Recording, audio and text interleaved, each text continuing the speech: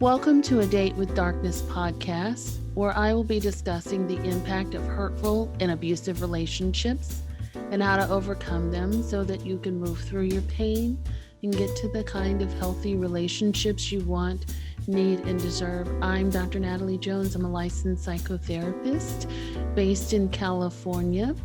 While I hope that you find this podcast educational and informational, please note it should not be substituted for treatment with a licensed mental health professional.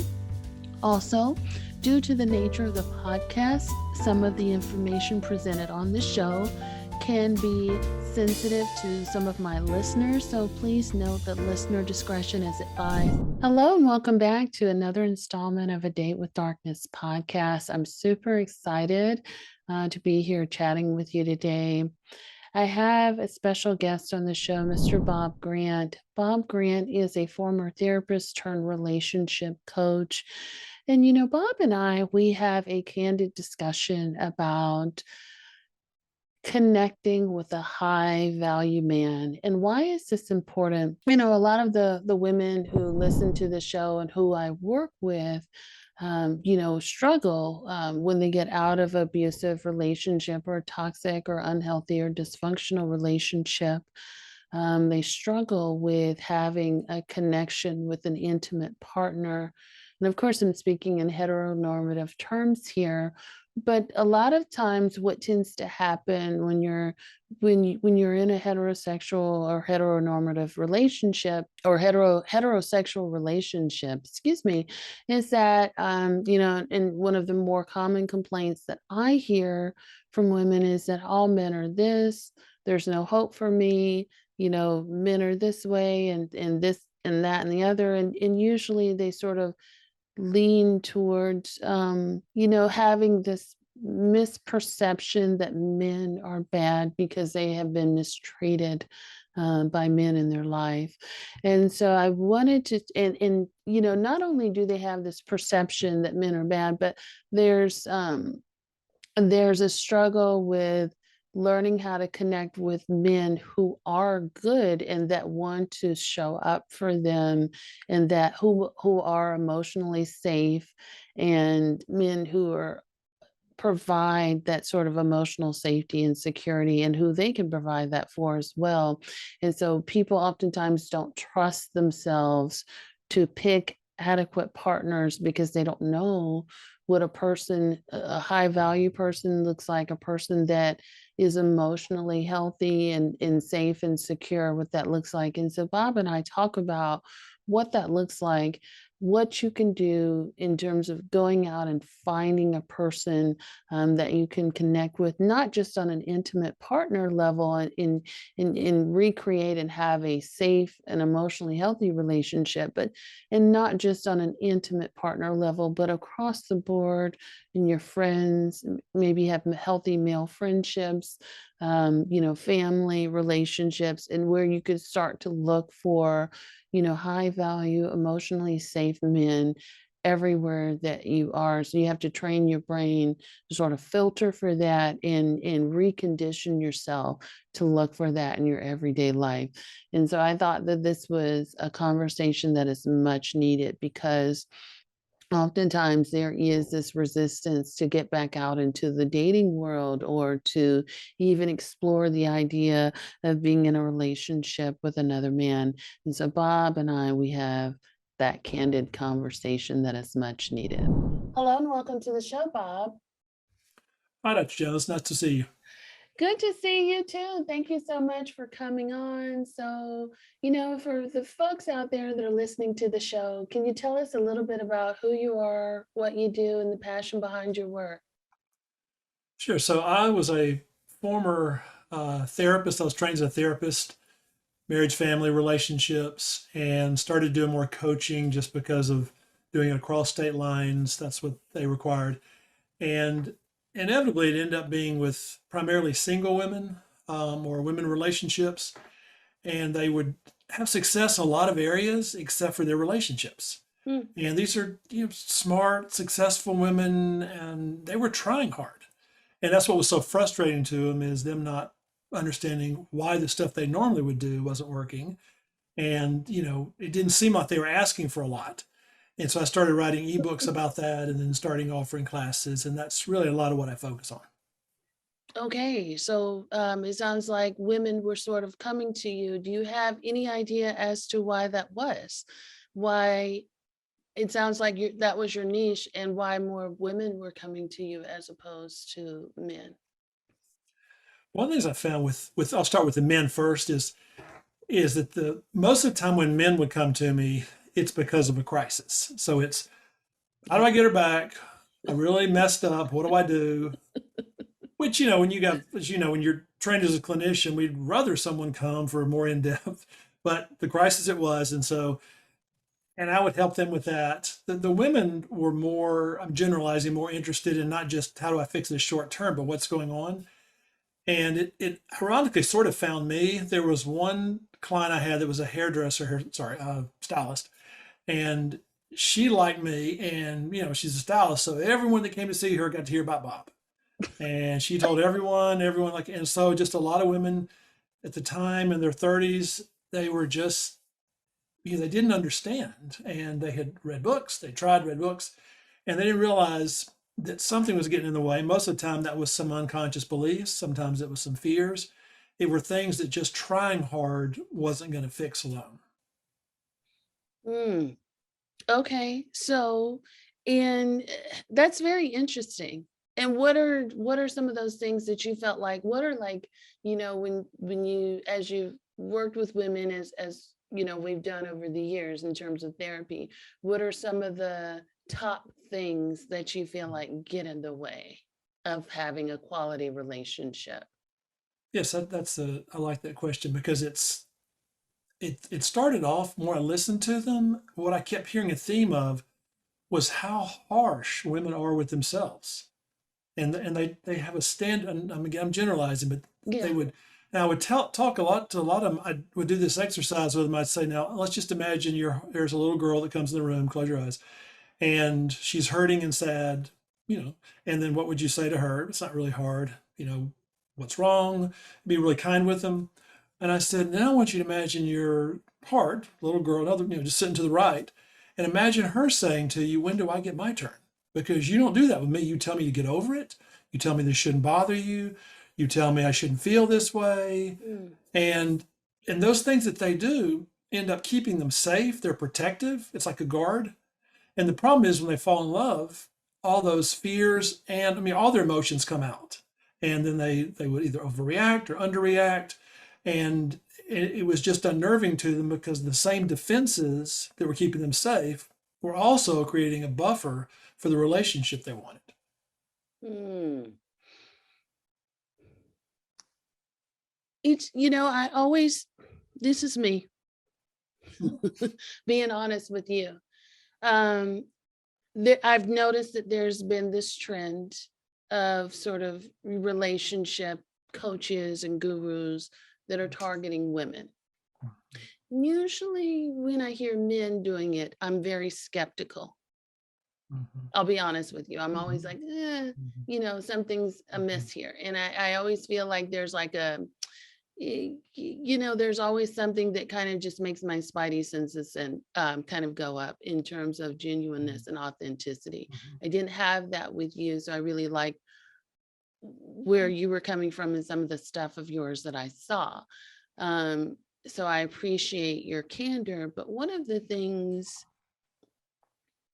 that strikes me is that, there's when it comes to folks sort of guys sort of or men, I should say, Guys offering works. relationship coaching. Yes, thank you. Mhm, Coaching, I notice a lot more of it is targeted at women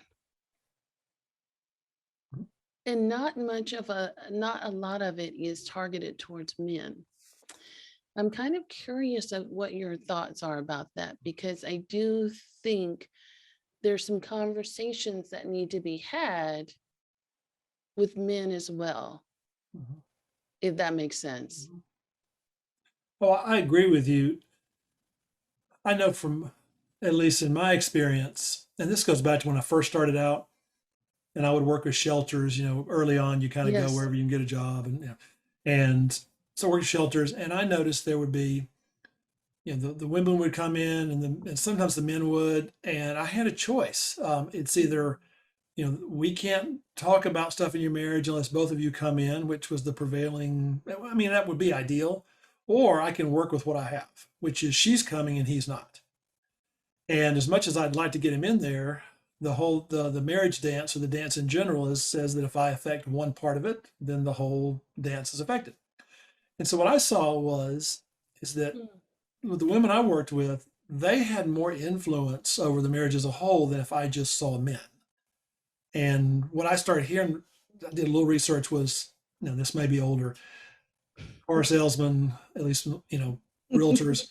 If the saying was that if the wife doesn't buy in, it's a waste of time. There's times they would say, okay, this is really nice. Is your wife going to come next time? Now, that some of this was kind of off the record. Realtors would tell me that they had Mhm. noticed this. And what I think is that I think women probably are more interested in the dynamics of a relationship. I think it's, for lack of a better word, more a woman's domain. I don't mean it's all hers. I don't mean it's all her responsibility. Sure. And I tell women I joke with, I say, ladies, part of the reason I'm talking to you was, what happens if you leave this up to a man? And all of them laugh. And I said, you know what happens if you leave this up to him? I said, that's just not his. And there are groups, and I've been in a couple of them, but the emphasis I found, the ones that are really effective, are different.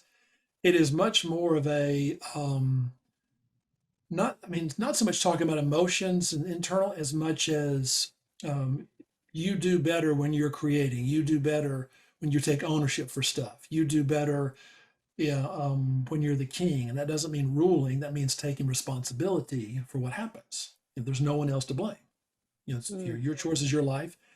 And there are those that are coming now. It's just, I think traditionally, at least when I started doing this, most of the stuff online is the guys I saw.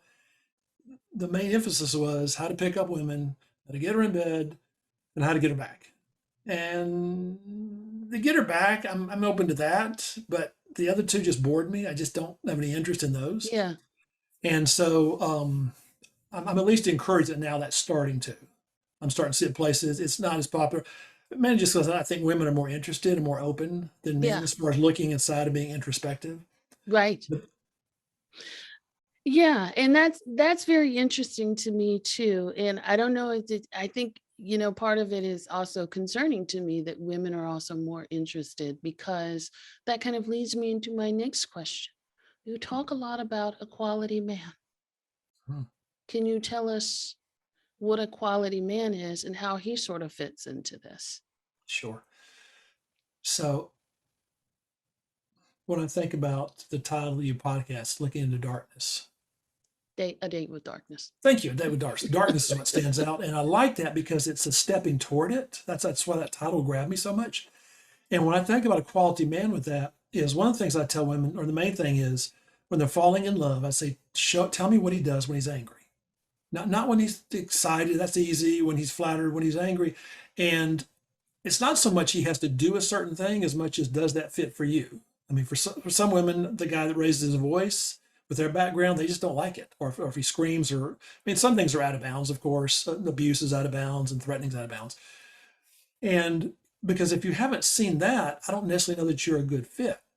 The other aspect is I look for, humility, but humility is this: is where a man takes ownership without any excuse. Mm. Now, it has to be something that's all his fault. So I'm generalizing. Sometimes women will say men are just horrible. Well, I don't know that men are horrible. There are some horrible men. I think that's in the minority. But the quality I'm looking for is when he messes up, when he does something, or at least his part, it's just simply, I'm sorry. I'm sorry I hurt you, and that's it. No, because you did this, because you did that. That makes me not. I'm not nervous, but I'm like, I want to know more about that. Because from in that aspect, what he has to do is he has to say this from the will alone. Because when he's really angry, being a woman being pretty or charming doesn't mean a whole lot. Or her being soft or flirty doesn't mean a whole lot. He's angry. So at that point, it's a choice, and I'm going to find out a lot about his character based on what he does when he's angry and how he treats her. And I don't expect him to give flowers, but I do expect him to try. Even if it's a grind, to make the effort, either to sit there with her and not do what he might typically do, If I see that effort, even if it's crawling, and I'll tell women, I'm like, I like this. I'm like, you can work with this. So Mm. those are probably two things I look for. When you are talking to women that have trouble finding and or connecting with quality men, what what do you notice about people who have trouble with doing that? What sort of qualities or what Sure. gets in the way of their ability to find and or connect with quality So men? yeah, so let's do the clinician part first. So we'll Yeah. talk shop for a second. Yeah. So if there's a pattern, the first place we look is inside. So Yeah. and every now and then I have someone say, "Stop blaming me." I'm like, "I'm not blaming." And I tell them, I say, "You want the problem to be with you, because if it's with you, you can change it and fix it. If it's not with you," I said, "then the universe is against you. So you really do want the problem to be within you. We have control over that." Yeah. And so when what you said is a good point of if there's a pattern of it, if there's a habit of it. Well, patterns don't lie. We may not like it, and we may not know the exact interpretation, but there's a pattern there, and something's getting in the way. And it can be. I'm more looking for the specific things, or what are they doing. Sometimes it's picking guys that are unavailable. Sometimes it's overgiving. Sometimes it's being Mm. rigid. Now, this is purely anecdotal. I'm about to say it's purely anecdotal. So, all the research on it, at least what I've seen over the years, is women. There's like two major fears, which is either I'm going to be a witch, I don't want to be mean, horrible, don't want to do that, or I'm just terrified of being a doormat. And Mm. they'll tend to overcompensate in the opposite direction. So if I'm afraid of being a doormat, they tend to be a little harsh at times when they're nervous. They can be a little abrupt because they don't want to come across as weak. And then vice versa. If I don't want to be weak, they may overgive. And in the course of that, they will they do what I call they overuse their gifts. If I'm a giving person under stress, I'm going to give too much, which will again makes me like a doormat.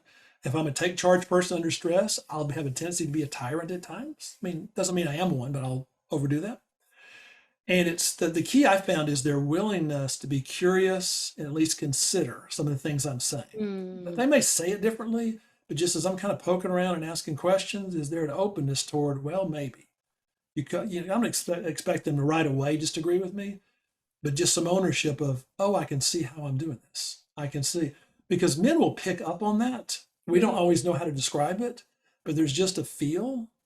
And if I talk to men, they'll say, they're like, I don't know, there wasn't a connection. Well, if I dig a little deeper, it's they feel that there's somewhat of a wall there. And not that men don't have this too. I mean, we're just addressing women, but Yeah. and it's in those qualities probably if there's one main thing, it's how rigid or guarded are they. I mean, Mm. how open are they to someone saying, "What about this?" or "Have you looked at this?" If it's just nope, nope, that concerns me. The rigidness concerns me actually more than the issue itself. Mm. I like that.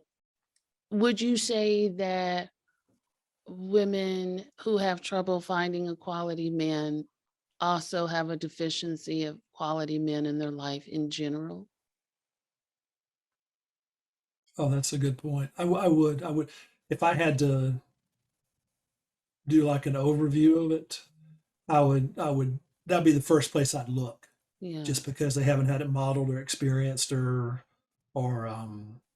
or it's not in the present tense, so they don't necessarily know what that looks like. I think they have an ideal. I think that's what you're saying. They might have an Right. Yeah. ideal. Because I don't think, although, we've kind of been talking about it in terms of the romantic relationship context. I think, quality men should be in all aspects of your life, like, Hmm. mentorship, Mhm. Hmm. family, friends, neighbors, if you're into church community or what have you. I think, I think sometimes, a lot of times we kind of, if you're single and you're dating, some of you might get the tunnel vision. And the tunnel vision is just focused on finding just a partner versus also finding men to have a connection with. Like, if you don't have any quality men in your life in general, then you would want to have that in place, so that you can even just get used to talking with or connecting with or having non-sexual relationships with men in general, just, just having regular interactions. Yes, as you're saying this about other male relationships, if I talk to a group of men, they would say so about this. The woman that has that would say they would say things like, "She just seems to like men." And that's a simplistic version, but they pick up on that. Versus she's suspicious of men, because if that's all I've been experienced to, are men that are unstable, or and you're right. I mean, be it my boss, brothers, father, all other male relationships, it's going to be hard to suddenly in a relationship go, oh, this is great, wonderful, trusting. Well, no, you're going to be suspicious of it because you're not used to it. When's the shoe Absolutely. going to drop? Absolutely. And or you're going to only be used to it in one way, like once you get it. And that's, Oh, or yes, used yes. to having sex with Hmm. somebody, as Hmm. opposed to let me just have a conversation with a man, or perhaps someone can come and help me, fix my tire, Hmm. or, like, I don't know. I'm just kind of throwing random things out No, there, but but you mean holistic, and I like yeah, that. holistically. Yeah, Yeah. I think that's because then that puts less pressure on a relationship Yeah. of just, Yeah. um, no, I liked it because I find as someone gets, especially, I mean, men too. I just speak with more women, so it's not to single women out, but when I see women look inside, then how that affects it with men is if I feel I can take care of myself, then I'm not as nervous around certain Yeah. men. And the other thing I found is it becomes really hard for men to shame them. And I always enjoy that. Absolutely. Guys say stuff over there, and you just kind of bounce it. What they start hearing is you're a giraffe. You have 14 heads, and they're like, "What?" See, it doesn't hurt. It just the insults or the shame just don't fit because all of a sudden now I'm not afraid it could be true because they've looked inside. See, they Mm. know it's in there. I've got Mhm. this issue thing to work on, and they've sort of made friends with it. Okay, I'll work on that. I'll always have some of it. And the guy says, "You're mean and selfish." Not today. Today's Tuesday. Maybe Thursday. And they take it about that serious of just you. I've seen it. It's really funny to watch. I almost felt sorry for the man that did it because I knew what was coming. And that's how they end up repelling what I call waste of time guys. Yeah. Just because if I can't shame you, I can't guilt you, you're no fun. Oh my gosh. And they stop saying, what did I do wrong? They start to see it as him doing hair on fire statements. Just stuff, pushing buttons on the elevator. You're mean, you're horrible. You're mean, you're horrible. And it just doesn't affect her. And they don't stick around long, those guys. But men that are quality men not only don't mind that, they like it. Quality men don't mind being, my term, being put in place. Because at times we need it. That doesn't mean you're a woman's mom, Yeah. as much as at times we do say the wrong thing, or we put our foot in our mouth, or we forget about this. The wish for men is just to hope that women know how to do it. Mm. And so if I'm not carrying a lot of shame and guilt around, I can point something out. I can be firm without having to be harsh or overreactive. I can use this tone with you right here and be extremely serious. I mean, folks can misuse that too, but see, I don't have to juice it up, or I don't have to. Yeah. It's because there's a conviction behind it. One of the thoughts that I also had too is, you had mentioned that, men are kind of interested in sort of the quick fix when it comes to relationships. Which, I've also experienced that too. A lot of times in working with men, I do have several male clients, but when it comes to relationships, I've noticed that it is kind of the quick and a quick solution focus, like just tell me what I gotta do to get out of jail type of thing. Um, but Mhm. what as you're talking, you know, one of the things that crossed my mind is, do you think quality men should be in therapy?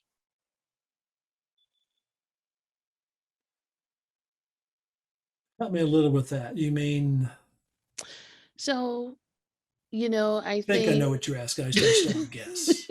I think I know. You were kind of saying that it's like, they're not as invested in therapy all the time. It's just kind of like, tell me what I got to do and then I'm out of here. But, Mm. when you're looking for someone who's more quality, should there be a criteria? Do you think there should be a criteria that quality men should Oh, be, their own ongoing mental health um, treatment. oh, actually, yeah, that helps. So what I found is it's not that therapy is not helpful for men. Hmm. It's that men, I think, do really well when they're doing stuff. So the thing I'm looking for in a man is what's his vision? In other words, is he creating or doing stuff? Is he sitting back and is he sort of a victim mentality? And again, bad stuff happens to all of us. Bad stuff just happens. Sometimes we cause it, sometimes it just happens.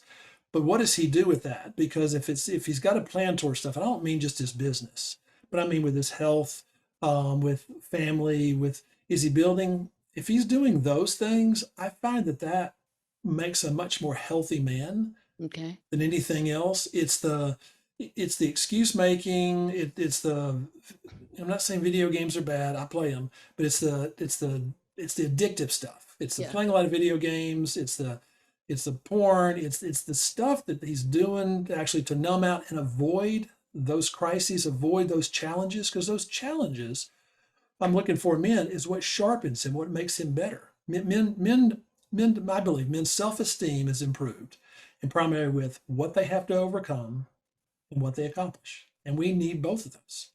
And so when I tell women, please don't make it too easy on him, I don't mean be a hard nose as much as I know you could rescue him. Please don't. I know you could help him. I mean, again, if you're lost in the middle of the desert and you know the directions, just tell him. So not common sense stuff. But he needs that challenge. He needs it, where he needs to learn what makes you happy. It's not just that he should, it's that it's good for him. And so I'm after a man that's pursuing things and trying and grinding and trying and grinding, even when he gets tired. And because what I tell all the women is, I said, you can't be his inspiration. I said, you can when he captures you, but once he captures you, gets married, I said, you can't be that. That's too much pressure. I said, you can be there to celebrate with him. You can do your thing and you can cheer at times with each other. I said, but we don't want that pedestal stuff. So in other words, is he going to take ownership for his happiness? Is he going to take responsibility for his problems? I'm after, going back to when he's angry, upset, does he try? Even if it's a crawl, does he make efforts? Or does he fall back on blaming others and doing things, besides taking responsibility? So if he's taking action, I Hmm. find that's some of the best therapy. And part of that action very well may be if I've got an issue or something, who has the answer? Well, therapists very well may can help them work through that. I mean, Hmm. that'd be one of the first places I would send them. But is he pursuing those things versus just nope, I'm going to do what I do, a lot of video games, whatever. That's not good quality. Well, the other big question I have around that too, in addition to what you said, thank you for sharing that, by the way, because I think those are very good tips. What are the relationship? What does his relationships with women look like outside of maybe a potential romantic interest? So Yes. I would be like mom, sisters, or just other women in his life. What would women want to look for there?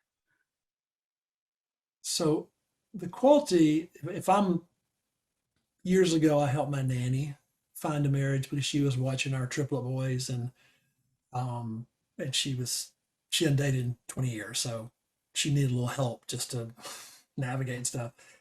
And as we were going through the profiles and I was talking with her, I said, remember, he can't control, he may have parents that have personality disorders.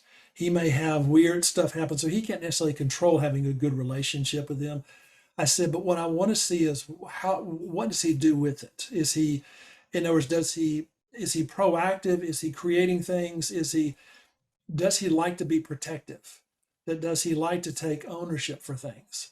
Or is it a victim mentality, or is it a problem solving mentality?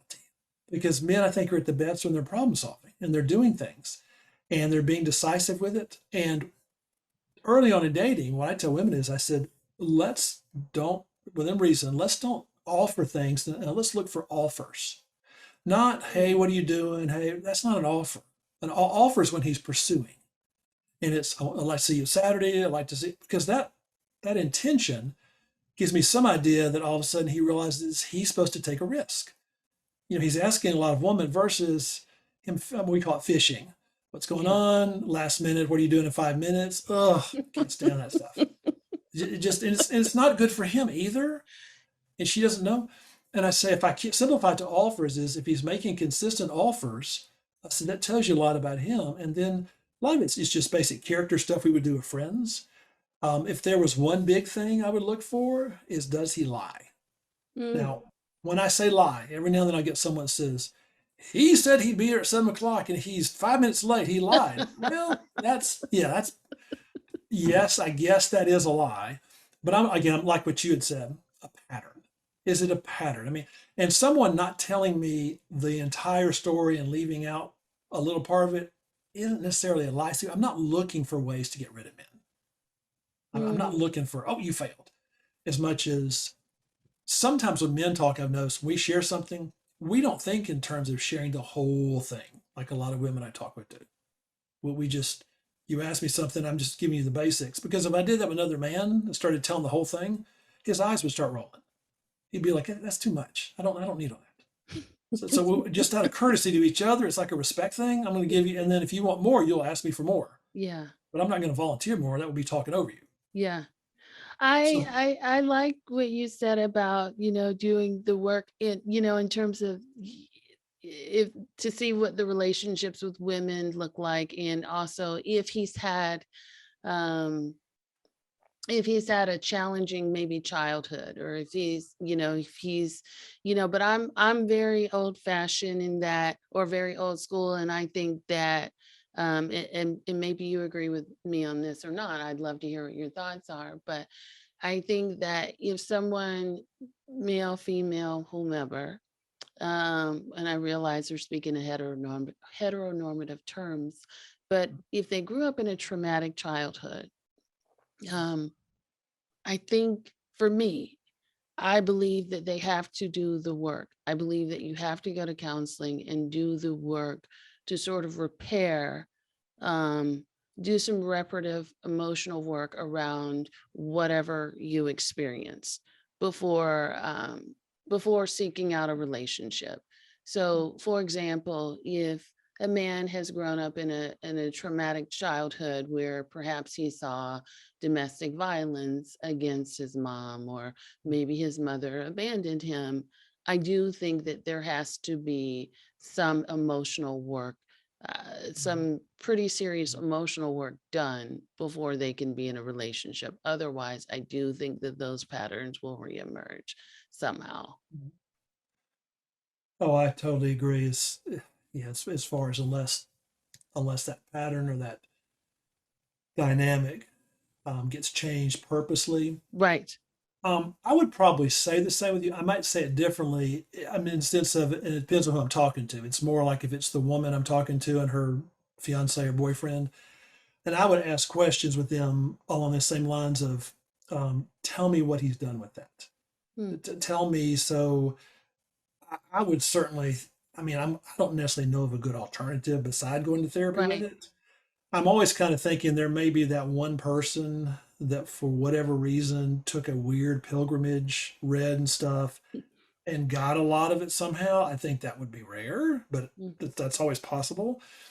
But I'm more looking for her. Well, actually, it's the same thing, but I would probably do with her of a with a okay.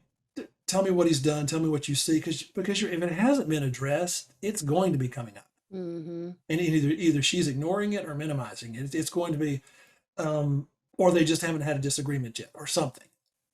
So and so that would especially if I hear that past, I'm with you. I'm like, I think the phrase I use with them is I say, he makes me a little nervous. I'm not saying get rid of him. I'm not saying dump him, but that makes me nervous because I'm with you. There's a gap.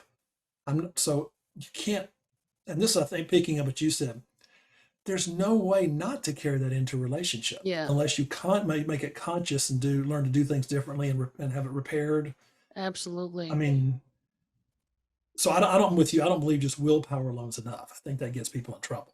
If it's just, I'm just going to Absolutely. think my way out of this. Absolutely. Yeah. And no, I appreciate you saying that, because I agree in terms of what's he doing to work, but I also say, whenever I'm working with men and women, I'm always like, What work is he actually doing to not recreate those intergenerational patterns? Mhm, Like he has to show that he's doing some work to mhm, sustain quality, because mhm, quality, that's the other thing. Quality is over a period of time. It's not just what you see mhm, up front or mhm, what someone's telling you, but you have to see the progress, the motivation and the progress, and just how they intend to do things differently than what they mhm. were exposed to. Awesome. I like that. I mean, I was going to comment, but honestly, Oh, I don't think I can say that. I mean, because that's actually a really nice way to put it. As you're saying that, it's just, and I love that definition of quality. That it really is over time. And what I like about it, especially, is not that you would have, but you didn't say perfection. You didn't say perfect. You no, didn't say ideal. You didn't do any of no. those. I mean, not that you would have Yeah, those things, because that quality is that's something that's a standard we can apply to any man or woman, but in this case, a man, because that's not asking a lot. absolutely Even not. if, even if it's difficult, it's still not asking too much. Absolutely not. And I think, as long as you can create the best version of yourself, and I think that's, you have to kind of do that in order to be that for someone else, to be Mhm. that person for somebody else. Um, but, I'm sure you get asked a lot. You talked about, women sort of having this guardedness. Um, what how does someone get rid of that? Or what are some of the ways that they can lower their defenses Sure. in order to sort of be able to receive that type of love?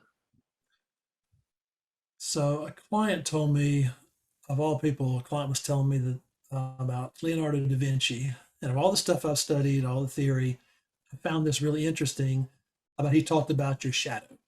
And the shadow is that part of us that we fear is true. It's not true, but it's what our brain does is it kind of projects it out. Anyone, I'm dating myself, anyone that's watched Cheers remembers Cliffy, and Cliffy was a know-it-all. Well, Cliffy's shadow was that he's stupid. So he overdoes it to be smart all the time, has all this knowledge. And so I take this basis with women, which is tell me what you're afraid of, and let's walk toward that. And so whatever it is, it's I'm afraid someone's going to hurt me. I'm afraid. I'm not saying it's not let's go put ourselves in a situation where someone's going to hurt me, but let's talk about that. Let's whether it's with me, whether it's with a friend, whether it's someone that they trust at least as a starting point, as opposed to trying to avoid the thing we're afraid of. Because I think as I'm sure with your work, what we avoid gets stronger. It doesn't go Mhm. away. It's like planting seeds in the ground. It just grows. It doesn't die. And that stuff may have worked when we were a child, childhood coping skills. They got us to adulthood. That's fair. But they don't work well now. Now they're too powerful. Now those skills are designed to keep you safe. They're not designed to help you get a relationship. They're designed to keep you safe. They don't really care if you fall in love. Safe Mhm. is the only thing. And Mhm. so we overdo stuff. And so I'm asking her is what are your patterns? That's probably the first thing. Mhm. Do you always date a lot but can never get a proposal? The engagements end. You fight a lot with men. There's usually a pattern somewhere. And then where that pattern is, okay, well, what are you trying to avoid with that pattern? I'll ask folks, I say, what is it you're avoiding? And I have to ask it a few times, maybe over times. And sometimes it can be the stuff you'd mentioned sort of holistically. I avoid conflict at work. I avoid this. It's not just relationships. And as we identify those things that someone is avoiding, it's okay. What do we need to do either to resolve them, to grieve them? I mean, it may be something from my childhood that I can't undo, but that's the grieving part of just where we let it die. And again, that's absolutely, let's work with someone that's kind of help you with that. Because that grieving part where it dies, we're stuck or someone's stuck with it. It's like having a fur ball in your throat. It just won't go away. It's always there. But if we're willing to look at what we're avoiding, what to do next tends to come up. At least that's been my experience. And then it's is someone willing to kind of go there? The other thought I had is, what about if you have a history of being in abusive relationships? Mhm.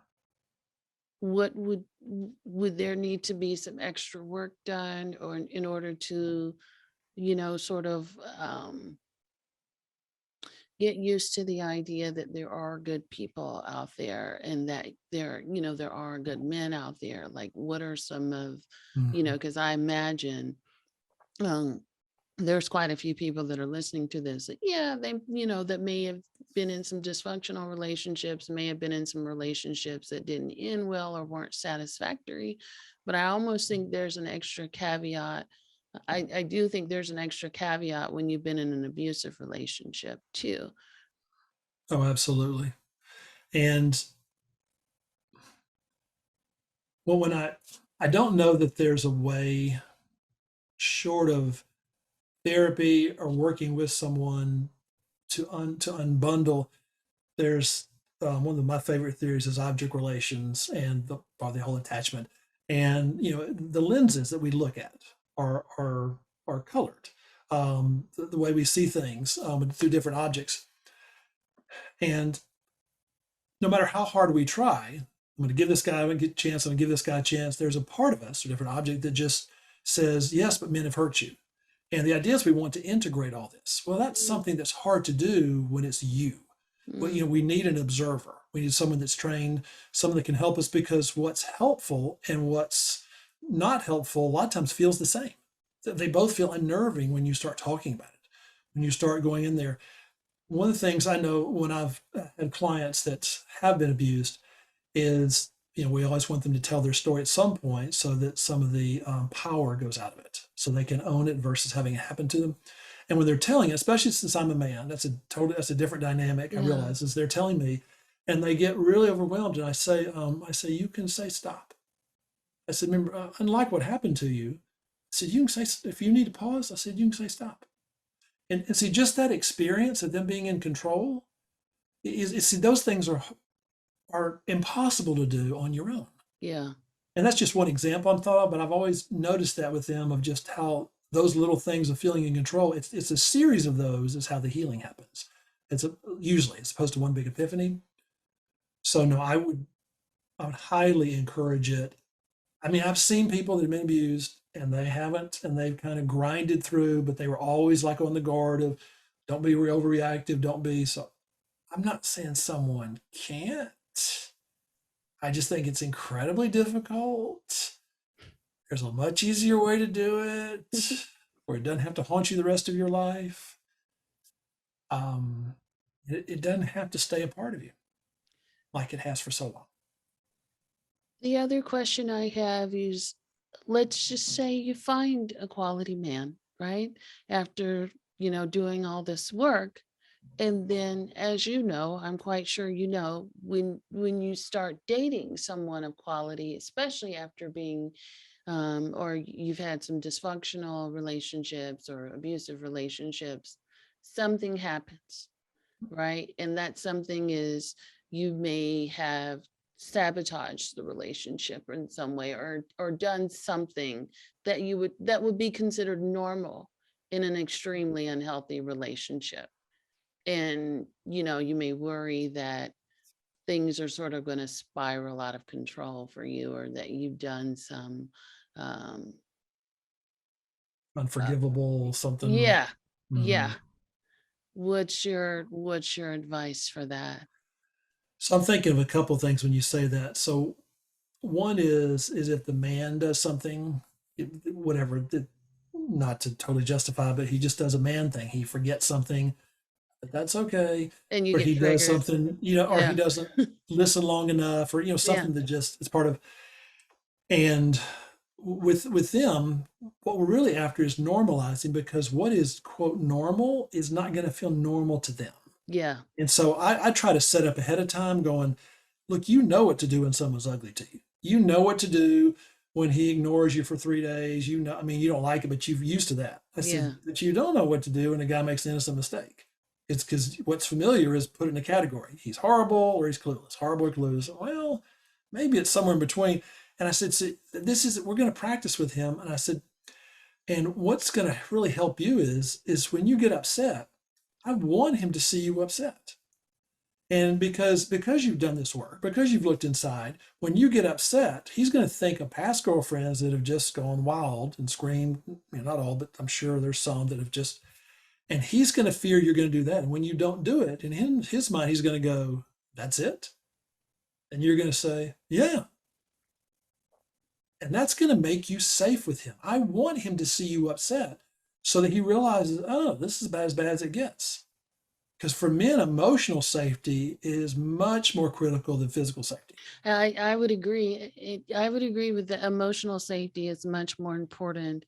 But I would also say, yeah, sure, getting upset, but I think part of you also getting upset in terms of growth is taking ownership of that Mhm. and talking about, I think that's the difference between constructive anger and destructive anger, right? As constructive, you're looking to learn something both about yourself and the relationship. And hopefully this isn't something that's a repeat pattern where you just sort of spiral out. No, and I see. I like that is as they're having the conflict. When we say constructive anger, I like tying that into you've been preparing for this. Yeah. Yeah, we talked not Yeah. maybe not just me and them, but they've read Yeah. books, they've read podcasts. I Yeah. said, "You're ready for this." Yeah, but it feels uncomfortable. I said, "But that's the point." I said, "You're ready for it when it feels uncomfortable." I said, "What we're not going for, it's going to be comfortable your whole life. If the man's always comfortable, you're going to be bored out of your mind. You're not going to like him if he's always comfortable." I said, "But this is all the work you've done. It's prepared you for this. Yeah. It's and you're right. If it's destructive, okay, okay, we're doing old stuff, and that's a chance to catch it and help them, like you said, make a distinction. I like the distinction between those two. Yeah. Yeah. And you're not going to get it right the first, second, and third time. I mean, you're learning and like you said, you've been preparing for it. So I like that. That's a nice way to do that. So um when women are looking for quality men, do you think women should when they're out in the dating world, do you think that they should date more than one person? Kind of, Absolutely. yeah. Absolutely. Yeah. Now, our phrase is this. I tell us to women, I'll tell us to men too. May the best man win, Yeah. period. Yeah. Because what a woman's offering is her heart, her soul, okay, within reason, is is a is a bonding thing that men don't do like women do. I mean, men pledge men, but I think it's a different dynamic with women. And so if I ask women to be more picky, I don't mean like hyper picky, as opposed to this is your heart we're talking about. This is I don't. It's more important than money. It's more important than anything else I can think of. And that's his job to convince you. I don't mean be a snob or ugly, but it's his job as opposed to you trying to convince him. And that's actually good for men. But men, we do much better when we pursue. We like it. Now, some men don't. The guys that don't, I've just saved you 6 months of heartache. But the ones a quality men, like you're talking about, we like pursuing. There was Mm. a friend of mine named John years ago. I'll never forget this. He said he was going out with his wife, now Judy, and he said, "I said you still going out with Judy?" He said, "Yeah." I said, "Doesn't she have a boyfriend?" He goes, he goes, he goes, "Yeah." He goes, "But not for long." I said, "Well, how does? I mean, does she like you?" He goes, "Yeah." He goes, "She just doesn't totally know it yet." And it wasn't cocky when he was doing it, but he just made up his mind. And that doesn't mean he's going to browbeat her as much as my job is to sell her I'm the best option. And he didn't. If he didn't, okay, he'd been fine. He'd moved on to someone else. But I think she liked that a lot. And it wasn't because she did anything as much as when I tried it with women is she was very her centered, very heart centered as Mm. opposed to what I need to do for him. And that alone is really appealing to men when a woman's very heart centered. Mm. You talked about creating emotional safety with men. Men like emotional safety. How does one create emotional safety? So it starts with a woman looking inside. I don't mean she has to resolve every issue, but to be, and what we're doing is we're being careful about making him responsible for her happiness. Mm-hmm. And again, vice versa. Again, we do the same with men. And so when she's upset, remember is that women think a lot. This still fascinates me. Like all the women I've talked with, just they're always thinking. There's always something going on. And when I tell them that men have a nothing box, they all look at me and they're like, "What's that?" And men are like, "What?" Yeah, the nothing box where you sit there and just kind of veg out and don't think. Women are like, "How do you do that?" So for us, because we have that, Mm. when we tend to feel really intense really fast. I mean, the obvious thing is sex, but I mean, it's also a concert. It can be driving fast. I mean, when we feel, and then it goes away. It kind of comes, goes away. And so when there's emotionally safe is when I'm vulnerable, when I'm feeling something, when we're talking, my guard's down. And Mm. most of the time my guard's up. It's just a Mm. natural state, but it's down. And now you could use this to your advantage if you wanted to. You could say something hurtful. You could say something shameful. You can embarrass me from my friends, whatever. And it's not that I'll fall apart as much as part of me goes, "Oops, don't make that mistake with her again. Yeah. Don't do that again." Yeah. And she may not have even meant it. So that's why usually I'll give them the ideas. Just pretend he's not your boss. He's not your boss. But how do you talk to your boss?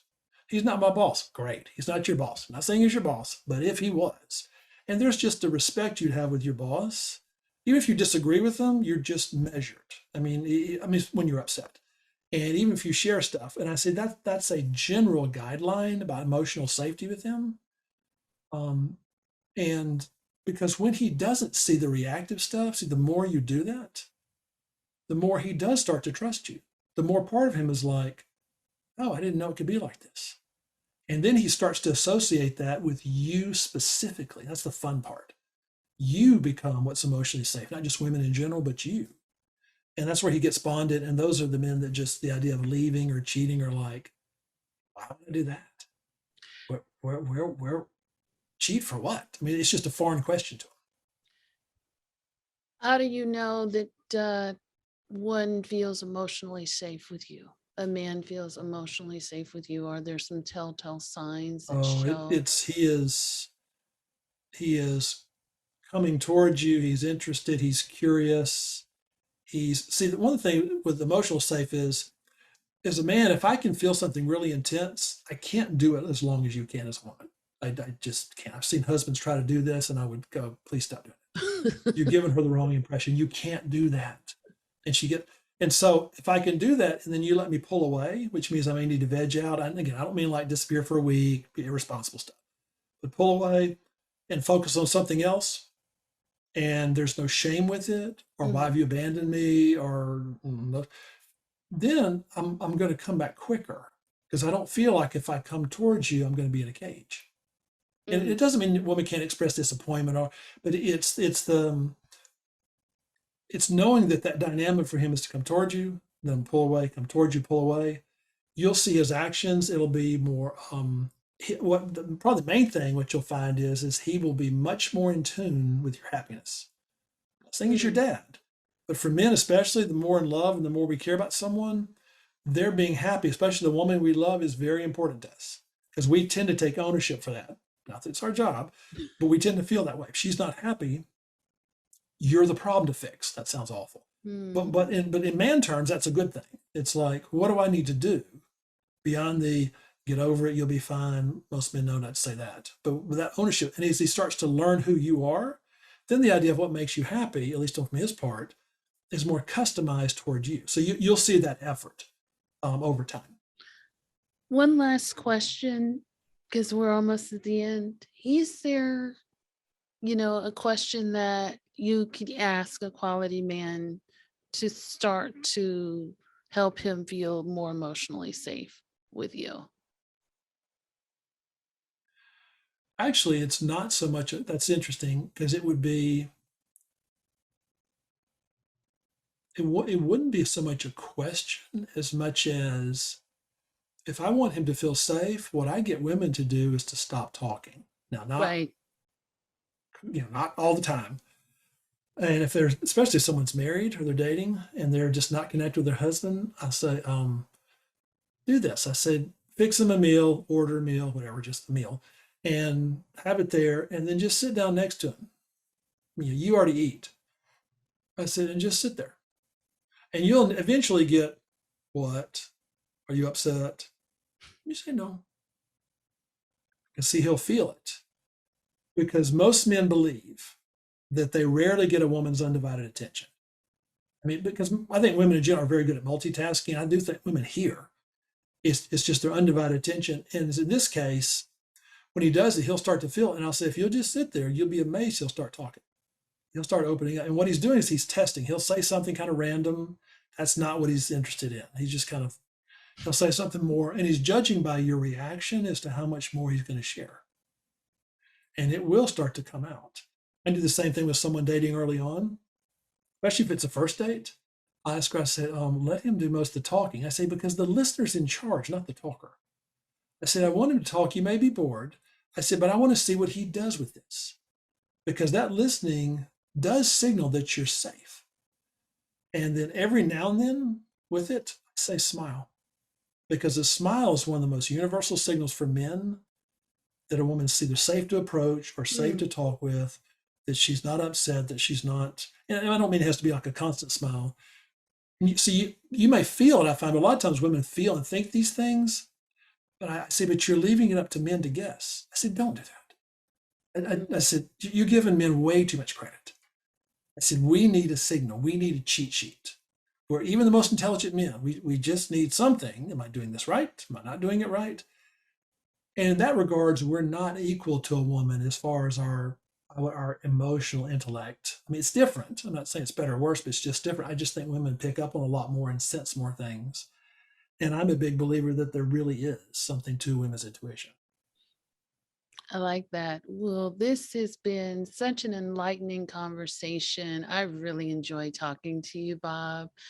Um, so for the listeners out there, can you tell us how to find you and, if you're working on anything that we can support you with? Sure. So thanks. So my website is Relationship Headquarters, and most of the work is geared toward women. And while we have certain books, one of the main one is The Woman Men Adore. Probably what I'm most excited with is similar to the stuff you and I've been talking about. That's why I really like this podcast so much. Yeah. And it's called Embracing Your Emotions.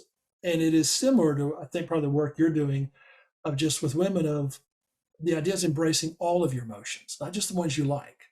And when you embrace all of them, they all tend to calm down. And that's what I find when a woman really starts to glow, not because we're making her into something else, but because she becomes more of who she is. Mm. And it's somewhat of a journey, but it is some of those dark places. And most of the times I find they're dark, not because they are dark, but because we think they are. Because we think if I get angry, that means I have a temper. Oh, doesn't mean that. But if that's what you've been modeled, sure, I can see that. And so we do that.